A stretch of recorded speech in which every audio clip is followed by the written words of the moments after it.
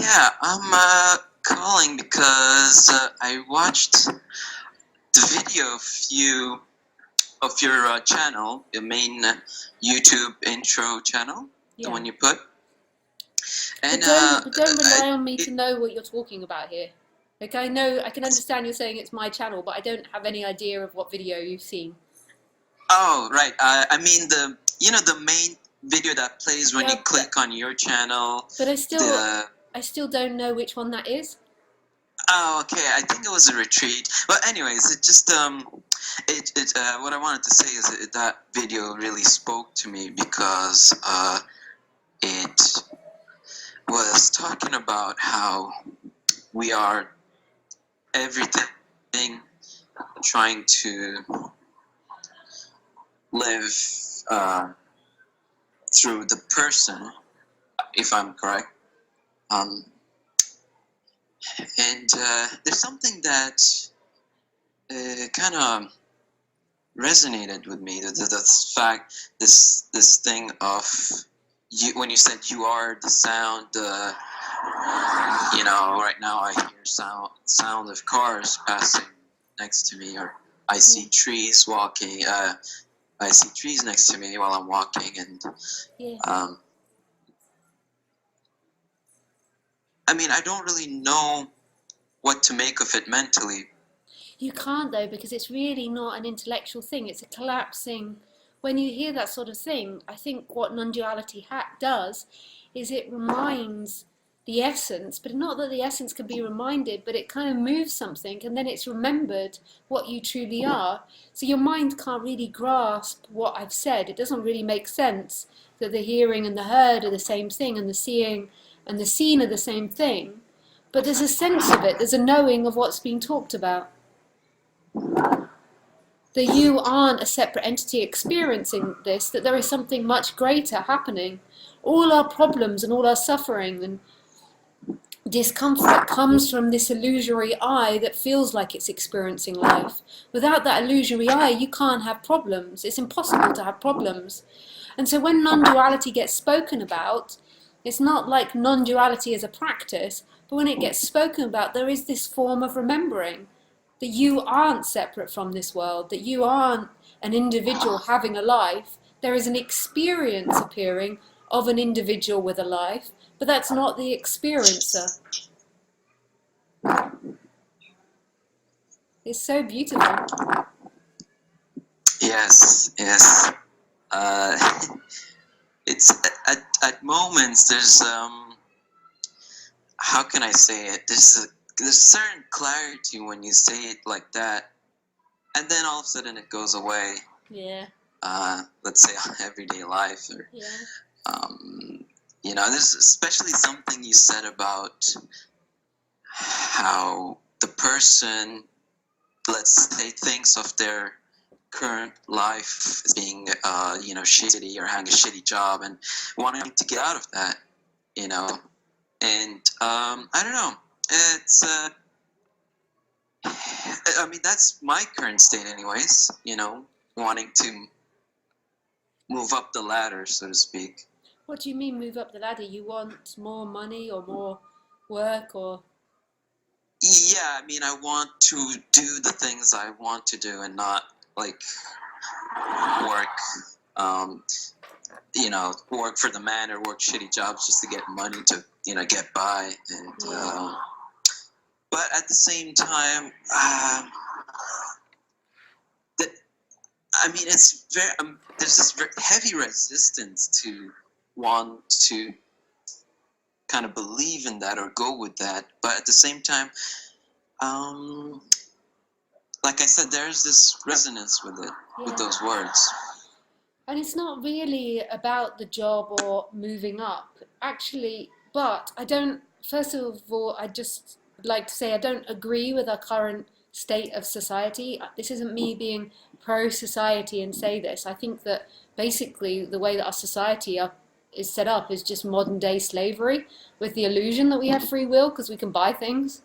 But I totally don't agree with the way society is, but I think that's a reflection of being separate. I think society is just set up as a big I. But actually, even if you are a slave, even if you are in a cage physically, there is a freedom that's beyond that. And in order for our apparent world to change, like the world of humans to change, there needs to be a collective waking up. We can't do it with just a few, because a few people waking up will just be dominated by the mass of sense of self, because the sense of self is way more aggressive than somebody that doesn't have a sense of self. So it has to be a collective waking up for society to change. But having said that, it's not dependent on you moving up the chain or doing your current job. There is the freedom that is there. The reason that you suffer is because you imagine yourself in a timeline. That's the reason you suffer, and you have an imagination of yourself in a better place, in a better position, and you're constantly living in past and future and imagining your reality from being different, which ultimately all of that imagination is an illusion. But in one way, it helps us humanity to have imagination about improving circumstance. But the reason that you suffer is because you believe you're in relationship with circumstance, and you believe that it's being done to you, and that's not true. So in each moment that you're at work, you keep putting it in a time frame, and that's why you feel so uncomfortable about it. Not saying that your job won't be painful if your sense of self collapses and you don't move away from your job if it collapses, but the reason why it's so uncomfortable is because you keep imagining a better job, and you can keep comparing your job to other jobs, and you keep seeing yourself in timelines throughout the day. So you got there at 10 a.m. and you're going to leave at 6 p.m. or something, and you keep imagining yourself working through this day to get rid of it. That's, Yeah, but the thing is very even if you went into a monastery, you'd be doing that too. You'd do it with everything. Even if you got the job you wanted, while you exist as a separate person, you're always moving through time, and in a way you're always wanting time to move so you can get to a destination of pleasure. But because pleasure doesn't stay and pleasure is always moving, you can never get there. So therefore the activity of you is always seeking for the future. So even if you get to the Friday evening, say, when you see your girlfriend or friends or something, and this is what you've been looking forward to all week, you'll even find you're imagining to get out of that as well. You're imagining for the next moment, the next moment. Or you're not wanting that moment to go, so you're trying to push off the future. Whatever it is, this is what happens when there is that sense of self. And it's grown through time. So when you were a kid, when you were 2 or 3 years old, you didn't really have that ability. But over the years, that sense of being something that exists in time has been fed and fed and fed. And it becomes stronger and stronger. That you're in relationship with world, that you exist. And you don't exist. You is a formation appearing. And you's expectations and dreams are completely impossible. Because what the you is dreaming of, what the separate entity is dreaming of, is constant pleasure.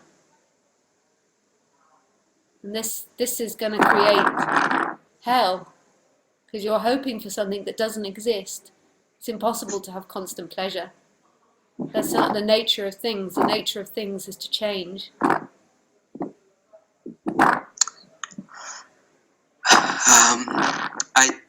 I mean, I do notice this a lot.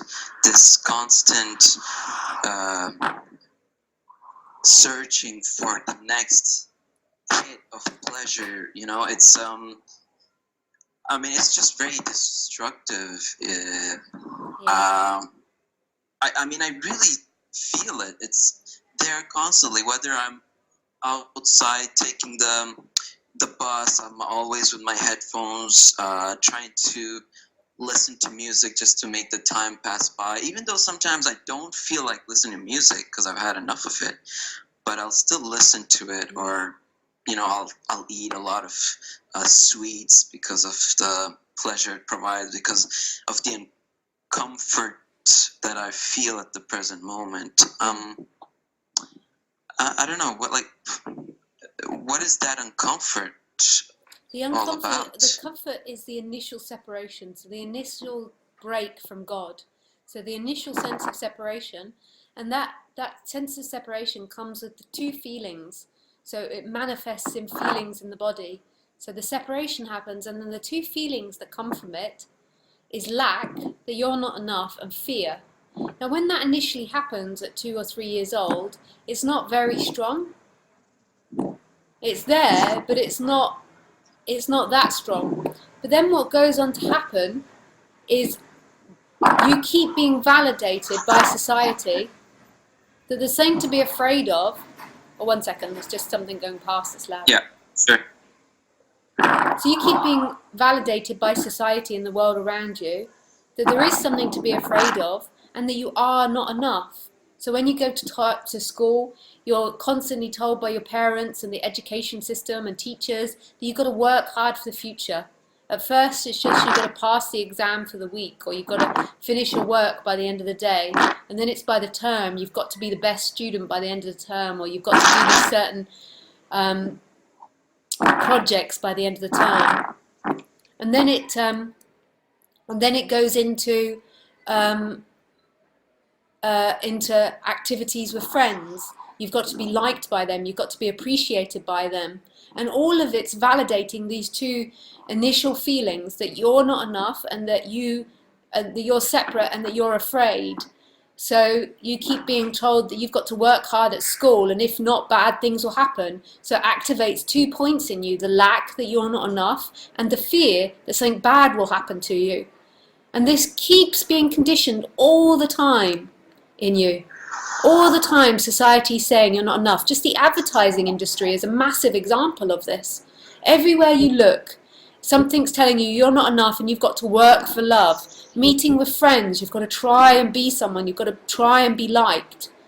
There's never a moment off. And what it does over time is it makes you feel more and more uncomfortable, because these come the two primary emotions of every experience. There isn't the moment where just relaxing. Even when you're watching TV, you're being informed again that you're not enough in some way. We don't just sit and look at sunsets anymore unless we're spiritual. If you're not spiritual or having a romantic moment with your partner or something, why would you bother looking at the sunset? We just don't chill out anymore. It's all about this activity of getting. So what it's done is it's constantly activated this sense of self, and the sense of self is always feeling fear and lack.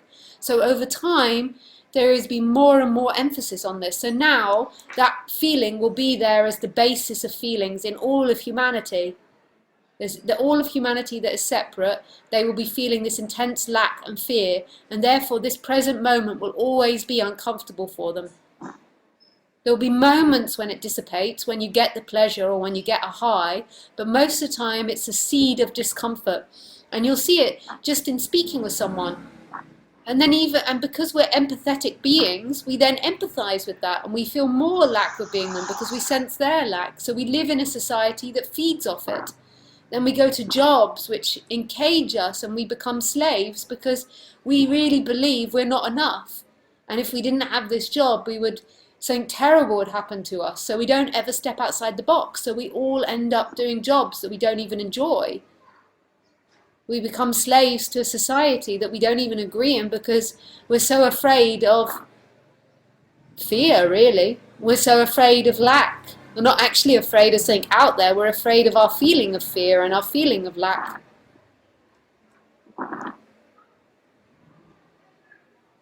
So in those moments that you feel agitated and you're wanting to get away from it, it's one or two feelings, lack or fear, and it can manifest in lots of different ways. So it might be worry about something that's going to happen, which comes from lack and fear combined.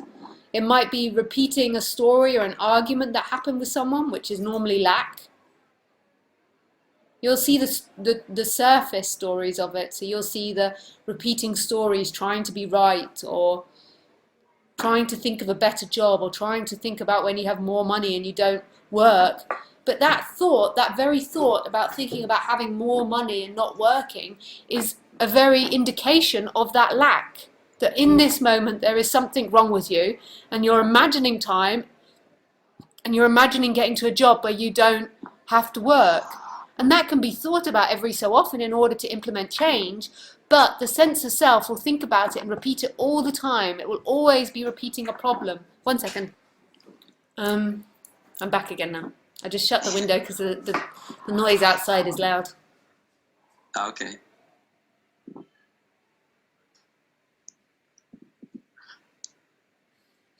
So when you're on your bus ride in the mornings to work, you'll be wishing you're somewhere else. You'll be thinking about this job that you'll one day get. And thinking about the great job will bring you pleasure. That's why you'll keep thinking about it. But it's validating that underneath sense of lack. It's like you know, parents that constantly are trying to make their kids safe. So they're constantly trying to tell their kids not to do something, or worrying that their kids will fall over or hurt themselves. So they're always on the kid's safety. And then what it does is it makes that kid more insecure and more fearful. And then because the kid is more fearful, it more than likely has more scary situations. But that's here nor there. But it's validating it again and again and again. There's two feelings, lack and fear. You'll notice that all your thought processes can be traced back to those two feelings. And then under that there is that separation, that feeling of being you as an independent entity, as an object. And this isn't true. All of it is an experience appearing in the dream. And consciousness, beingness, is totally complete in itself. It doesn't even have the concept of being complete and incomplete. It just is enough and doesn't crave or want anything. And that's who's truly hearing my voice now and truly experiencing this now.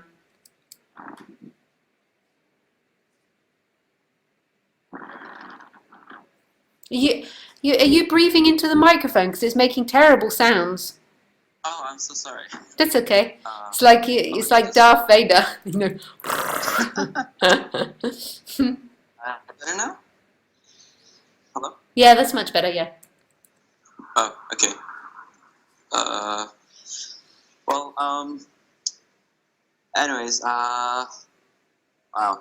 I think I'll probably listen to this again when it's published. Yeah, online. it's a lot of information. Yeah. Like pop, pop, pop, pop.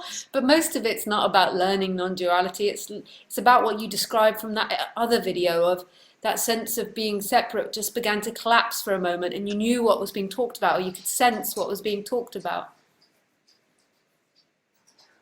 Yes, definitely. There's this sense which I don't know. I can't really say it, but when I watched it, there was this aha kind of a thing. You know, this.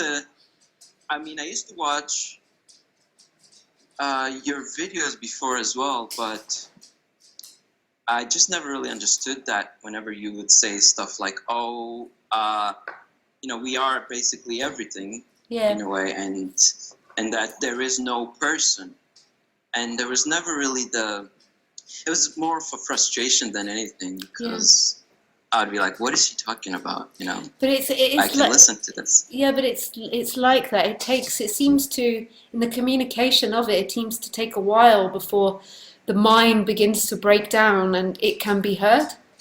Like, because you have so many concepts about what you think you know, and as they get more and more challenged, then it can be heard more.